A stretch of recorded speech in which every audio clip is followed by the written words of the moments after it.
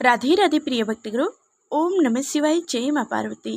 प्रिय भक्तगुरु, भगवान भोलेनाथ और माँ पार्वती की कृपा सदा आप और आपके परिवारजनों पर बनी रहे। आप सभी का दिन शुभ और मंगलमय हो। आज हम स्नान करेंगे बुध प्रदोष व्रत कथा। जेठ माह की त्रयोदशी तिथि का बहुत अधिक महत्व है। हर माह के कृष्ण और शुक्ल पक्ष की त्रयोदशी तिथि पर प्रदोष व्रत किया जाता है। इस दिन देवों के देव महादेव भगवान शिव और माता पार्वती की पूजा अर्चना प्रदोष काल में करने का विधान है। धार्मिक मान्यताओं के अनुसार प्रदोष व्रत करने से सभी मनोकामनाएं पूरी होती है और जीवन में खुशहाली का आगमन होता है।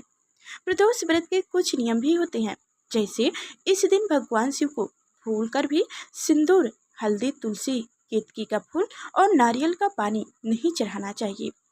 आज प्रदोष व्रत है। जब यह व्रत बुधवार के दिन आता है तो उसे बुध प्रदोष व्रत कहा जाता है। इस दिन भगवान शिव की स्तुति की जाती है।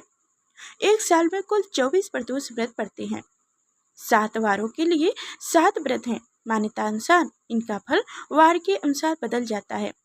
बुधवार का प्रदोष व्रत समृद्धि जीवन की कामना के लिए रखा जाता है। तो आइए सुनते हैं बुध प्रदोष व्रत की कथा। प्रदोष व्रत कथा सुनने से पहले आप सभी को शिव की महिमा एक छोटी सी कथा सुनाने जा रही हूँ। उसे ध्यानपूर्वक सुनिएगा, उसके बाद से प्रदोष व्रत कथा सुनिएगा। एक चिड़िया जंगल में एक पेड़ पर रहती थी। जंगल बिल्कुल सूखा हुआ था। ना घास थी, ना फल, ना पेड़, ना फूल, कुछ भी नहीं था। जिस पेड़ पर चिड़िया रहती थी उस पर भी सिर्फ सूखी टहनियाँ थी, पत्ते भी नहीं थे। चिड़िया वहीं रहकर हर समय शंकर भगवान का जप और गुणगान करती रहती थी। एक बार नारद जी ने जंगल से होकर जा रहे थे। चिड़िया ने देख लिया, तुरंत आकर बोली, नारद जी आप कहाँ जा रहे हैं? नारद जी ने कहा, शंकर जी के पास जा रहा हूँ। चिड़िया ने कहा, भगवान शंकर मेरा बड़ा ध्यान रखते हैं। मेरे सूखे जंगल के बारे में उन्हें पता नहीं है शायद। कृपा करके उनसे कह दीजिएगा मेरे जंगल को हरा भरा कर दें। नारद जी शंकर जी के पास जाकर चिड़िया के जंगल की बात की। नारद के कई बार कहने पर शंकर जी ने कहा, इसमें मैं कुछ नहीं कर सकता। नारद, चिड़िया के भाग्य में 7 जन्म ऐसे ही सूखे जंगल में रहना लिखा है। नारद के कुछ नहीं बोलने पर कुछ समय बाद नारद जी फिर वहां से निकले तो जंगल बिल्कुल बदला हुआ था। जंगल हरा भरा, हरी घास, फूल फल लदे हुए थे। चिड़िया का पेड़ फलों और फूलों से लदा हुआ था। चिड़िया अभी प्रेम मंग होकर पेड़ पर नाच रही थी। नारद जी ने सोचा, शंकर जी ने मुझसे झूठ क्यों बोले?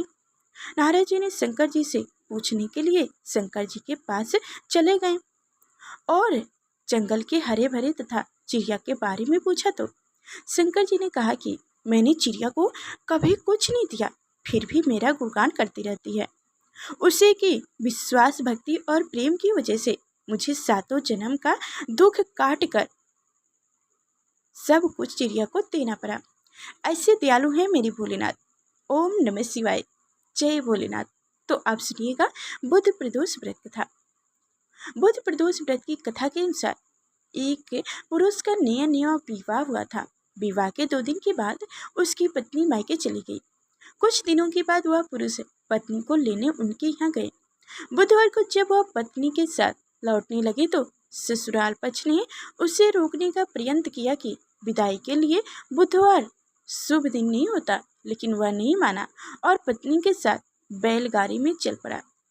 बेवश होकर सास ससुर ने अपनी जमाई और पुत्री को भारी मन से विदा किया। नगर के बाहर पहुंचने पर पत्नी को प्यास लगे। पुरुष लोटा लेकर पानी की तलाश में चल पड़ा। पत्नी एक पेड़ के नीचे बैठ गई। थोड़ी देर बाद पुरुष पानी लेकर वापस लौटा तब उसने देखा कि उसकी पत्नी किसी के साथ हंस हंस कर बातें कर रही है और उनके लोटे से पानी पी रही है। उसको क्रोध आ गया। वह निकट पहुंचा तो उनके आश्चर्य का कोई ठिकाना न रहा, क्योंकि उस आदमी की सूरत उसी की भांति थी। पत्नी भी सोच में पड़ गई। दोनों पुरुष झगड़ने लगे। धीरे धीरे वहां काफी भीड़ एकत्रित हो गई और सिपाही भी आ गए। हम सकल आदमियों को देखे तो वो भी आश्चर्य में पड़ गए। उन्होंने स्त्री से पूछा, उसका पति कौन है? वह भी दुविधा में पड़ गई। उसने कुछ नहीं बता पाया। तब वह पुरुष शंकर भगवान से प्रार्थना करने लगा, हे भगवान, हमारी हमारी रक्षा करें। मुझसे बहुत बड़ी भूल हो गई है। मैंने सास ससुर की बात नहीं मानी और बुधवार को पत्नी को विदा करा लाया। मैं भविष्य में ऐसा कदाचित भी गलती अब नहीं करूँगा।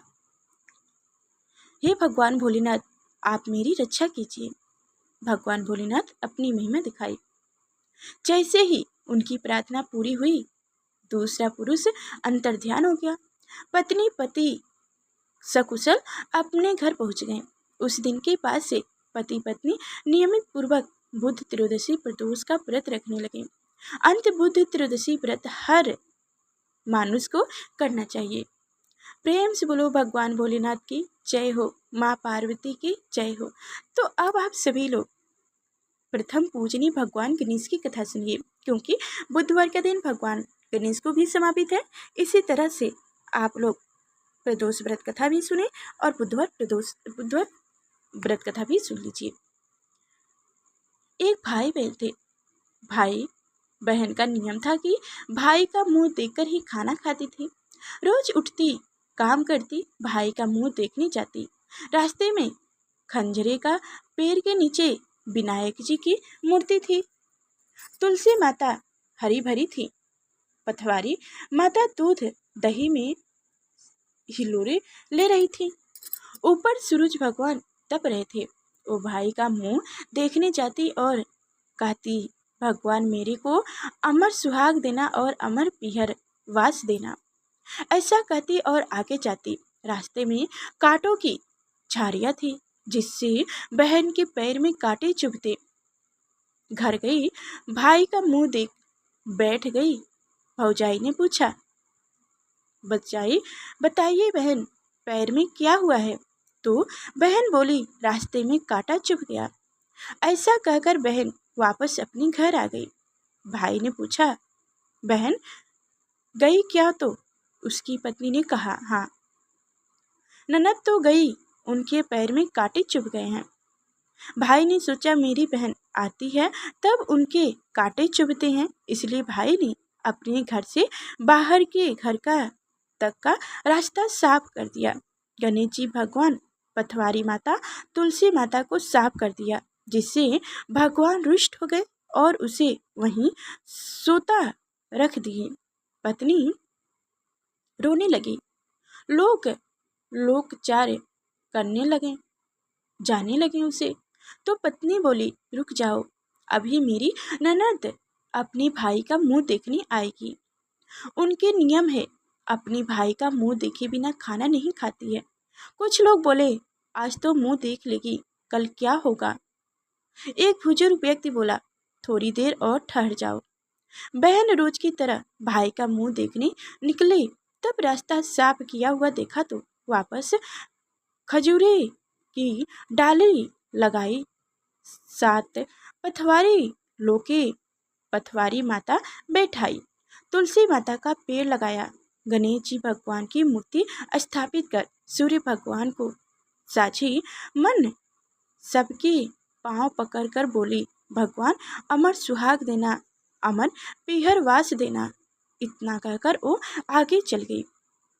खजरी विनायक जी भगवान, तुलसी माता, पथवारी माता, सूर्य भगवान ने सोचा, इसकी नहीं सुनूं तो अपने को कौन मानेगा।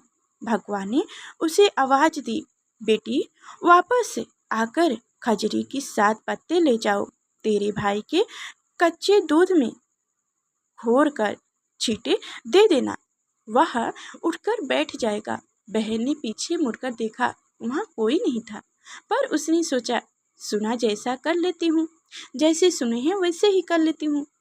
खजरी की 7 पत्ते लेकर वो भाई के घर पहुंची। देखा भाभी रो रही है, लोग बैठे हैं, भाई की लाश रखी है।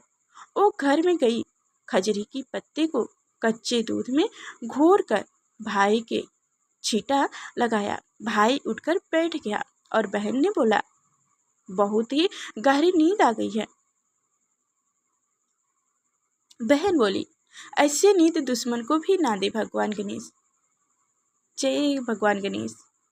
भैया तुमने रास्ता साफ क्यों किया, भगवान के स्थान क्यों उठाए? अब मैं वापस उन्हें ऊंचे में बैठाकर आया हूँ। तब भगवान ने मेरी श्रद्धा भक्ति से प्रसन्न होकर अमर सुहाग अमर पीहर वास दिया है। हे भगवान, जैसे मेरे लाज रखी वैसे सबकी लाज रखना, अमर सुहाग अमर पीहर वास देना। बोलो गणेश विनायक जी की जय हो, पथवारी माता, तुलसी माता, खजरी सूर्य भगवान की जय हो। तो प्यारे भक्तों, आप सभी को हमारी कथाएं कैसी लगी कमेंट बॉक्स में ज़रूर बताइएगा और लाइक और चैनल को सब्सक्राइब करना ना ही भूलिएगा। फिर मिलेंगे अगले नेक्स्ट वीडियो में, तब तक के लिए धन्यवाद।